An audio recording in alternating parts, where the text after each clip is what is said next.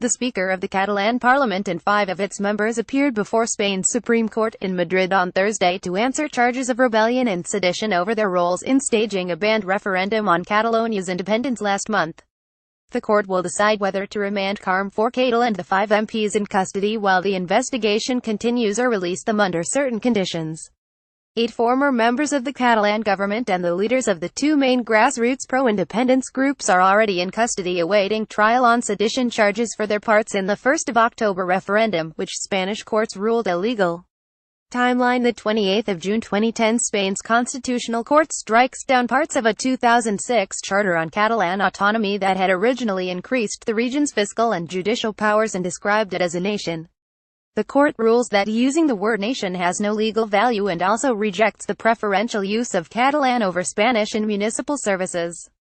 Almost 2 weeks later, hundreds of thousands protest on the streets of Barcelona, chanting, "We are a nation, we decide." The 11th of September 2012, at the height of Spain's economic crisis, more than 1 million people protested in Barcelona on Catalonia's National Day, demanding independence in what will become a peaceful, annual show of strength. The 9th of November 2014, the pro-independence government of Artur Mas defies the Madrid government in Spain's Constitutional Court by holding a symbolic vote on independence.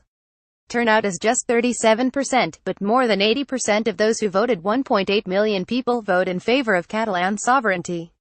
The 9th of June 2017, Carles Puigdemont, who has replaced Mas as regional president, announces an independence referendum will be held on the 1st of October. Spain's central government says it will block the referendum using all the legal and political means at its disposal.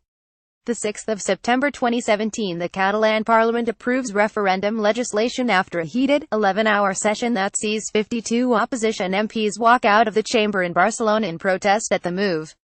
Spain's Constitutional Court suspends the legislation the following day, but the Catalan government vows to press ahead with the vote. The 20th of September 2017, police arrest 14 Catalan government officials suspected of organizing the referendum and announce they have seized nearly 10 million ballots destined for the vote.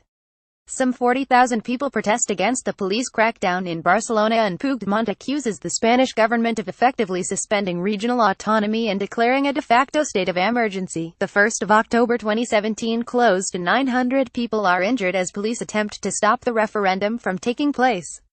The Catalan government says 90% voted for independence on a turnout of 43%. The 27th of October 2017, Spanish government takes control of Catalonia and dissolves its parliament after secessionist Catalan MPs voted to establish an independent republic.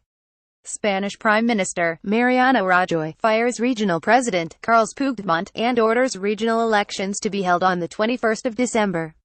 Thank you for your feedback. The region's deposed president, Carles Puigdemont, and 4 of his former cabinet ministers went into self-imposed exile in Belgium last week after Madrid responded to Catalonia's declaration of independence by firing his administration, dissolving the parliament and calling regional elections for December.